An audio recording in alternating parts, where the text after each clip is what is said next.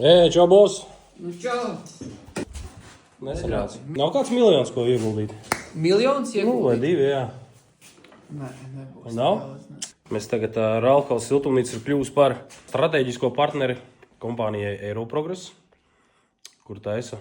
Viņi ir no Itālijas, viņi taisa lielos industriālos siltumnīcas parkus. Jā, tāpēc es tā nopietni tev prasu, vai tev nav kāds miljons, ko ieguldīt?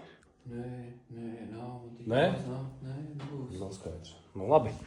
Bet katrā gadījumā, ja tev ir zem matrača kaut kur miljons vai vēl kaut kā, mums ir ritīgi labs produktiņš, ir spēcīga komanda, visas zināšanas, vienot sakot, varam aizbraukt, izkonsultēt, parādīt, kas ir kas.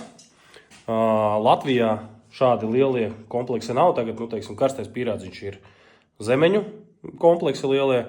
Tur ir forši piedāvājumi, visas tur augstās tehnoloģijas un kā var dubultot stādu skaitu zem vienas un tās pašas sektās platības. Tā kā, ja kas, sazinies ar Mari.